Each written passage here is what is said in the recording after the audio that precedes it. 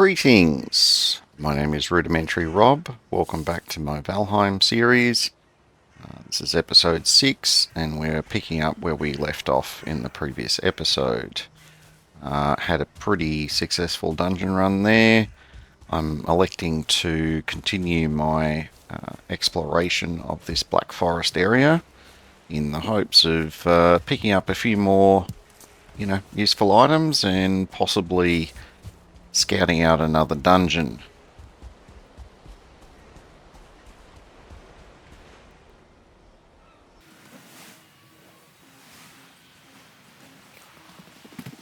While there is a little bit of action to be had during this episode, there is also quite a lot of gathering and exploration. So put on your seatbelt, wear your crash helmet if you need to. We are going to be running at 4 times speed for quite a lot of this episode.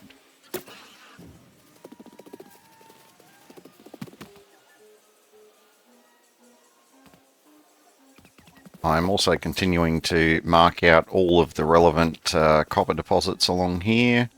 I don't bother marking tin because tin's usually only 2 or 3 hits per rock. Copper, on the other hand, pretty big deposits, and we are proportionally going to need, I would say, more than double the tin, as you are going to find out later in the episode.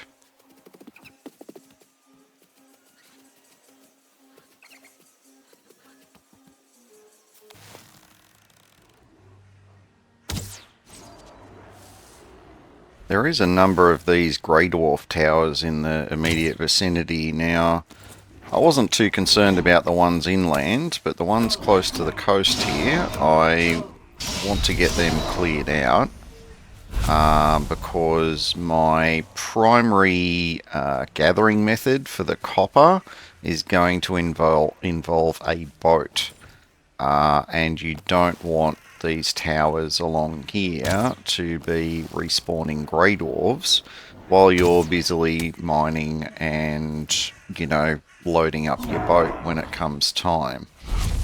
The other reason I want this particular one is it's just going to make a very convenient dumping ground for me to, unload some essentials that I don't otherwise have room for.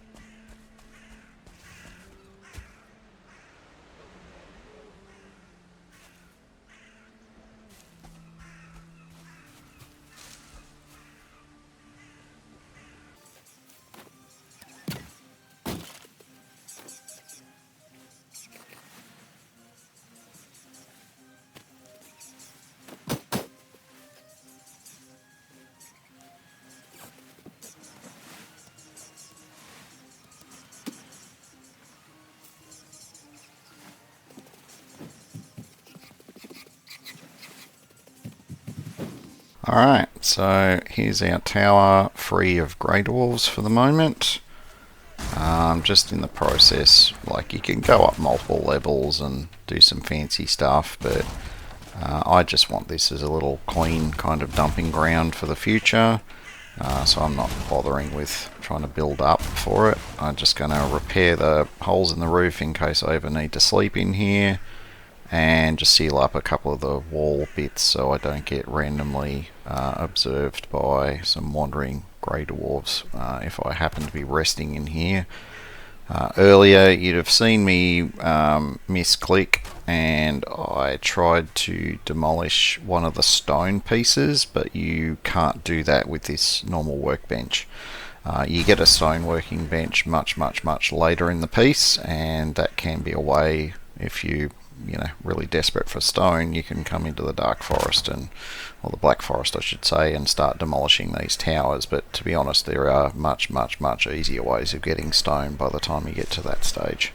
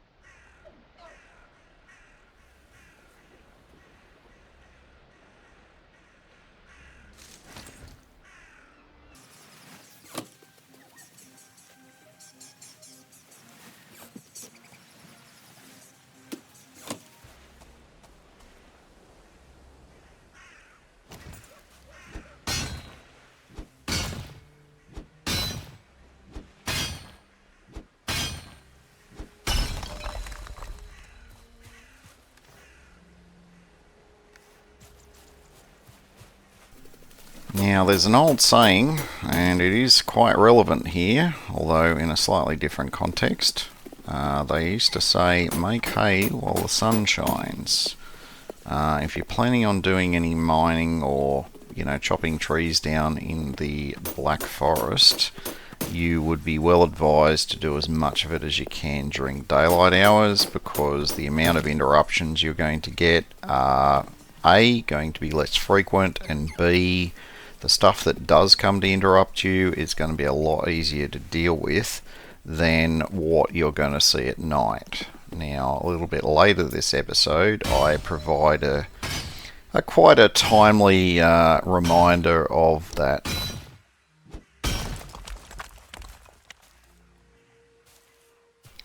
Now, something to bear in mind when you are mining, particularly, it's relevant at every tool level, but if you're a long way from your base and anywhere where you can repair whatever the tool is that you're using, trying to make that durability last as long as possible is the name of the game, because the longer the tool lasts, the more that you're potentially going to be able to gather.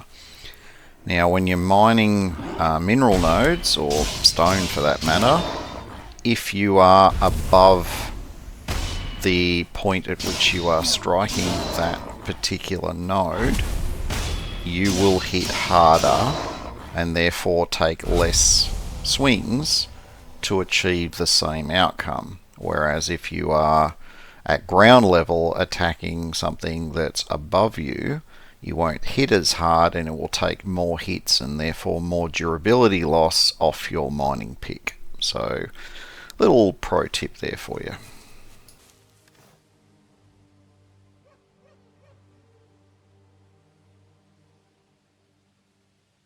At this point, I'm at maximum capacity. I'm just evaluating anything I can sort of throw away and maybe have room to pick up 1 or 2 more copper.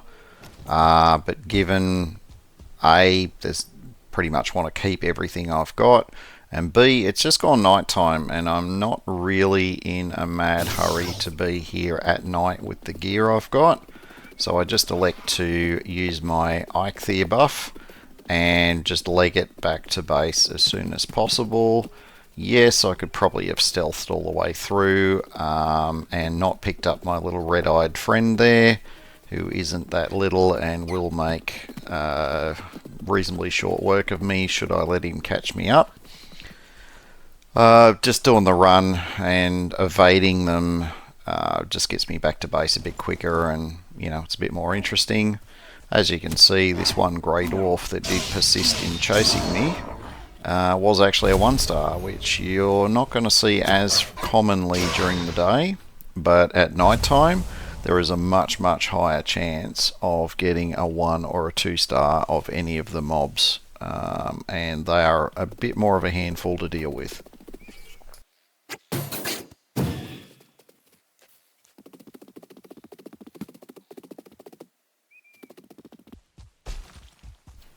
In this tiny little bit of mountains here, I thought I'd do a quick demo of why the mountains is a bad idea. As you can see, I get this freezing debuff and I literally start taking 1 damage every second from freezing to death.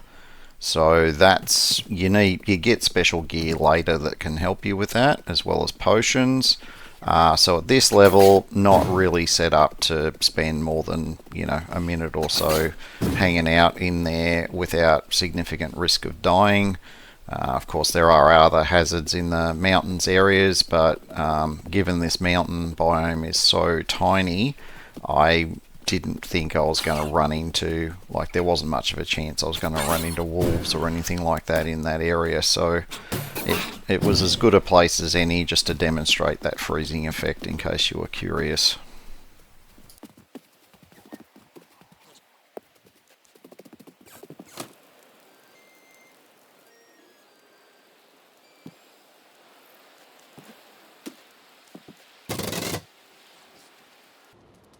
I'm finally back at base. As you can see, I've just eyeballing the bone tower shield. I actually have enough skeleton trophies now thanks to the dungeon run to go ahead and make the bone tower shield. If you've got the opportunity to make one, although it's a tower shield and therefore you're not going to be parrying with it, parrying only has kind of limited uses with this when you're dealing with harder foes. So I'm talking, 2-star, most of the Grey Dwarves as a 2-star. Parrying doesn't necessarily mitigate all of the damage. Sometimes you will take some damage through the parry, and that can kind of wear you down without realizing. More particularly, as I'm sure you remember, my first significant dungeon I went through, that's the situation where the Bone Tower Shield is going to help you so much more, because it is going to block most, if not all, of the incoming damage at only a modest stamina cost, and it means you can stay in the fight a lot longer and not have to deal with quite so many corpse runs. I mean, ideally, it'd be nice to not have any at all, but, we can all dream.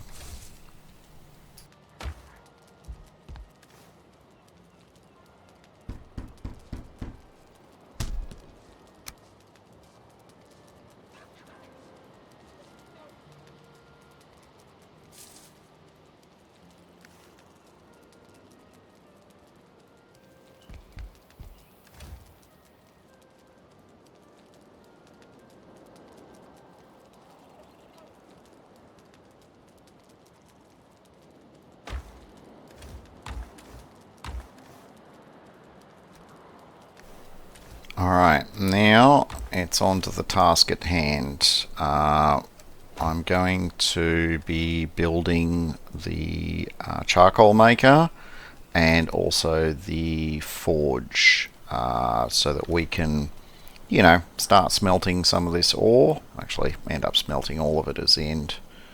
By the end of this episode, but we need to start smelting it so that we can, start crafting some improvements. I did kind of mess up a bit. I really should have mined kind of the other way around. So I should have mined quite a lot of copper and very little tin at this point, but I'd kind of forgotten that the first crafting bench, it uses quite a bit of copper, as well as the first upgrade to that crafting bench. Both require a substantial amount of copper, and I didn't really bring much back with me. So a little bit later this episode, you'll see me run back down to the Black Forest to get some more copper. For your first run gathering, I would recommend a ratio of probably at least 3 copper to 1 tin for at least your first couple of stacks of tin, because you do use the copper for other stuff. You're not just automatically smashing it all into bronze. And the ratio for doing, tin and copper into bronze, it's 2 to 1 anyway. So 2 copper and 1 tin makes 1 bronze. So you're always, even when you're just farming it for the purposes of making bronze, you should always be getting double the copper than what you are mining in tin.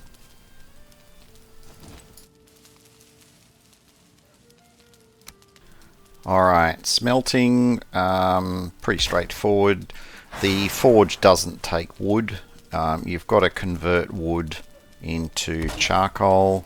Little pro tip from past experience: the charcoal maker does tend to accept more than just your regular wood, and so if you're smelting or making charcoal at the same time, just make sure that you don't have like fine wood or core wood on you, because it won't give you the choice. It will just put in whatever it wants to whenever you feed it.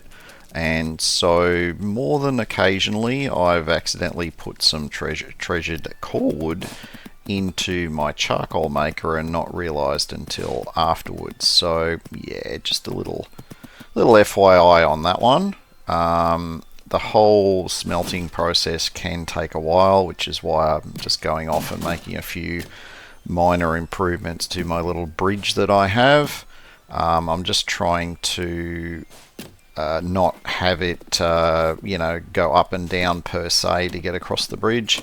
because, you know, the smelting area is already above the bridge anyway, so it's going to make it easier for the cart if it's a smoother run. And this is me just fine-tuning the flatness of the area as well, because carts are a bit of a dog's breakfast. It's going to be a little bit of a while before I actually have a cart. My focus initially, once I've got the forge down and the first forge improvement, is working towards just getting a boat, because transporting in bulk out of the Black Forest is just so much more efficient than running that entire way with barely a stack of ore on me.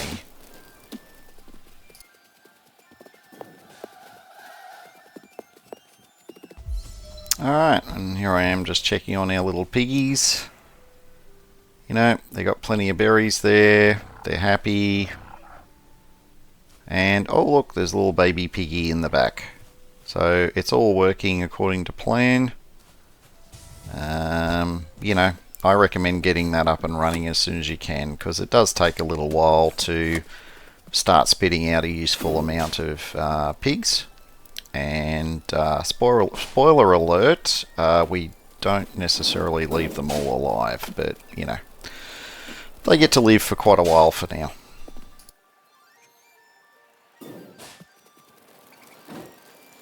After some editing, I realised there wasn't necessarily enough to make up an episode, so I went off, and this is a transition from session to session. I recorded this second session probably close to a week after the first one, where, you know, back smelting, you know, trying to get everything ticking away.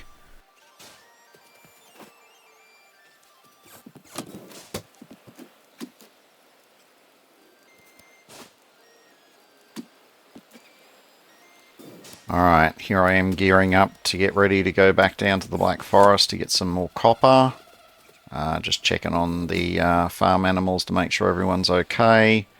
There's nobody outside of the trench, so it's time to have another montage of me doing the marathon down to the Black Forest, give or take making a couple of locals explode along the way.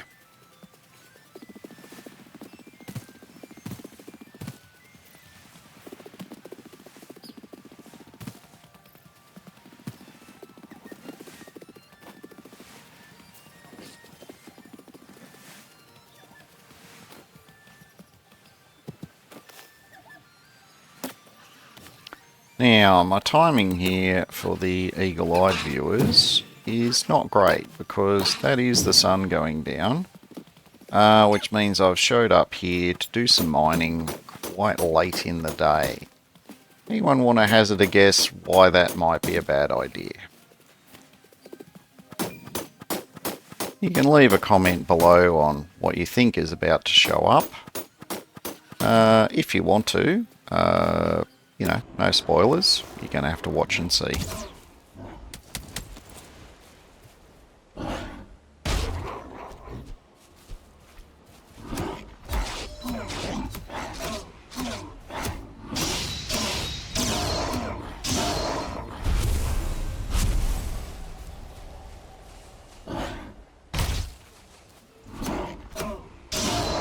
Right. This is where we start counting, because once you get that feeling cold message come up, it is nighttime, which means we switch to the nighttime rules. And anyone want to hazard a guess on how many visitors I'm going to have before the sun comes up? Leave a comment below if you think you know.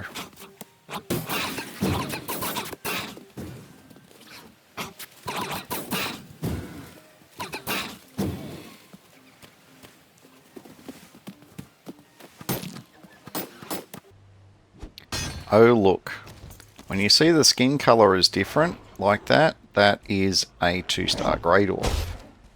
Notice how I did take a small amount of damage even through the shield. This is the primary reason why I have this shield with me. You know, not being able to parry anymore is a bit of a pain, because it's parrying that actually interrupts them. And added to my current woes with a 2-star Grey Dwarf, I've also got Mr. Red Eyes has just shown up. With this shield, with that much incoming damage, I'm not going to be able to tank all of that at the same time. Not without potentially being knocked unsteady.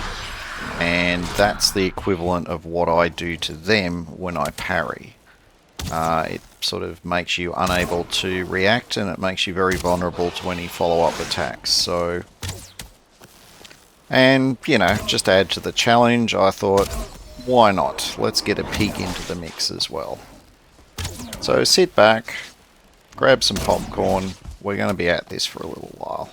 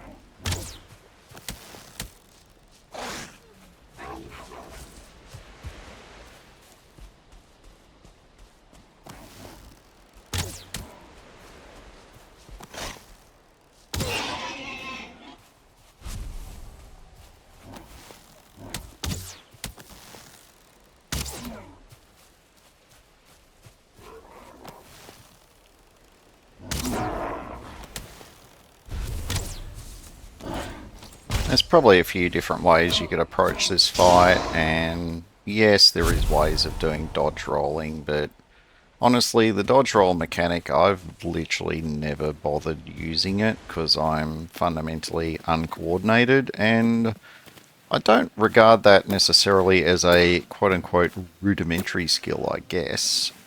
Do I die frequently because I don't dodge roll? Yeah, maybe. Certainly in the later game there are places where it would be a lot more beneficial.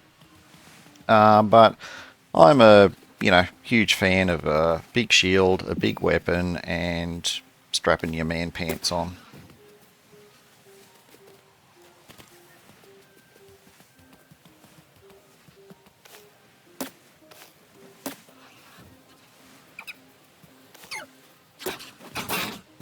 Although you can't really see it up the hill here in the dark, I did see a bit of movement, and I thought, oh, there's probably at least 1 or 2 more Grey Dwarves up there. I didn't want to start mining straight away on the off chance that I attracted another 5 or 6. It is getting quite close to dawn, so I thought I'll just tidy up what's already here. I'll wait for the sun to come up, and then I go back into a situation where I can mine more safely.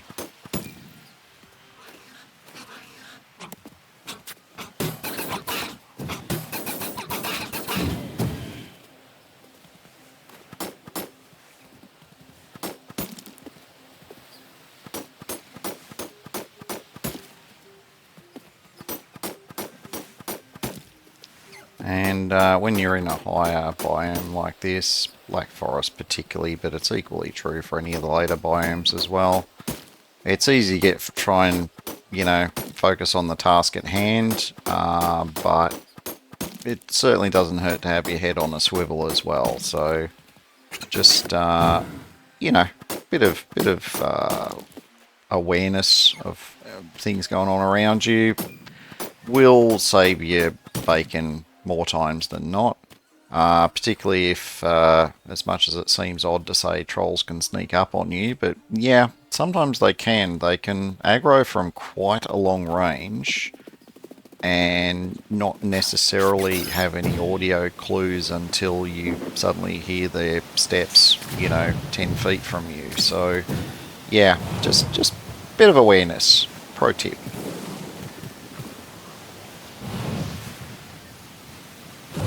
Now, just running back to base, and with this inclement weather, I thought I'd just stop and see how far those waves are coming up, and that's the kind of thing I was talking about with where you want your boat dock or whatever set up.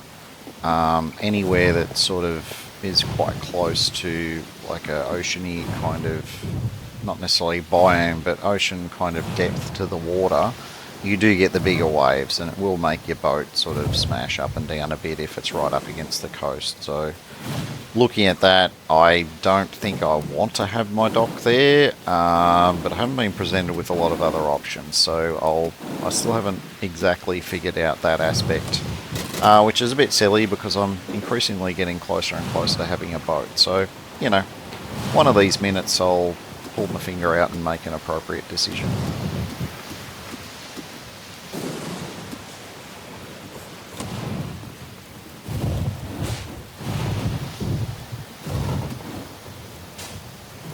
Alright, so we're back at base, we're doing our smelting and crafting montage. I did bring back a fair amount of copper with me, so we're looking at cranking that out first so I can get my forge built and get the first forge improvement down, and then whatever else I've got leftover copper to do.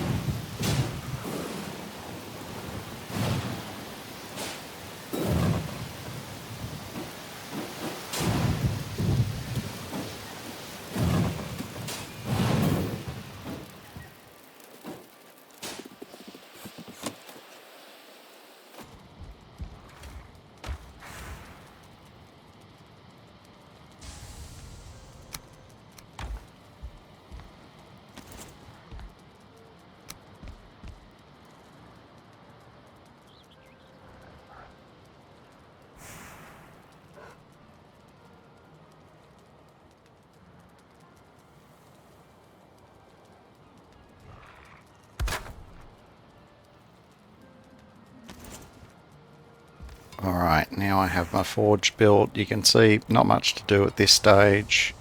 What I am keen to make though is the butcher knife, which is a couple of tin and some wood. The butcher knife doesn't really have any purpose other than to assist you to extract resources from your livestock. Is probably the polite way of wording it. Manually causing your pet piggies to explode is probably a different way of describing it.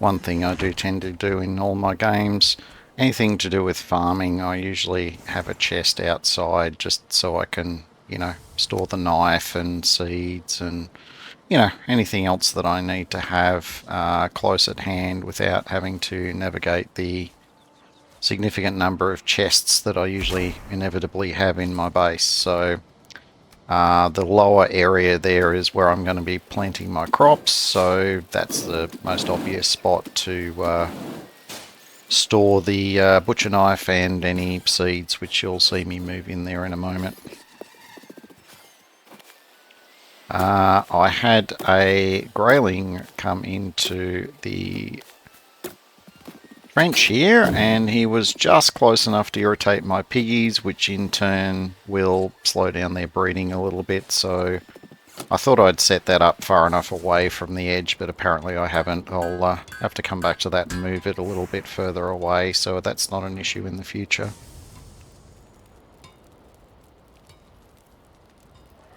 Having now made a bronze bar, you can see just how many recipes that it unlocks.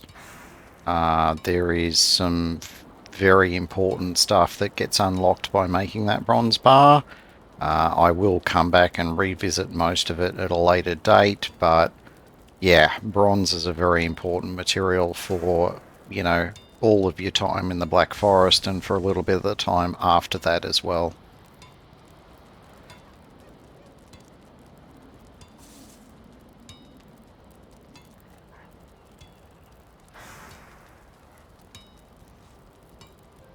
Here is a bit of my thought process in action. I know I need to start getting some crops in the ground, and that requires the cultivator.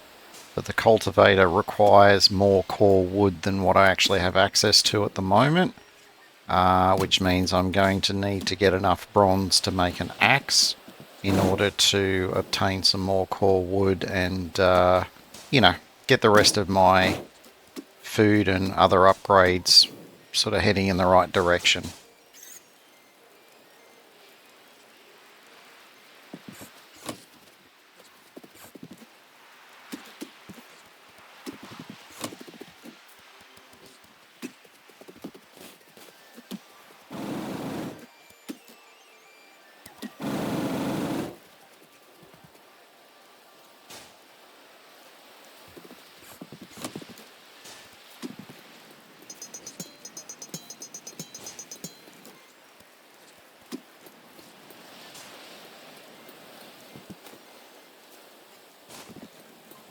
Here we are at the end of another episode.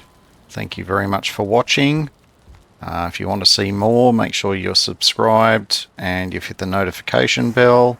If you like to see more of these episodes, make sure you give me a thumbs up on each one, and I'll know to keep making more, and I'm endeavouring to improve with each one. So thank you again. My name is Rudimentary Rob. Have a wonderful day.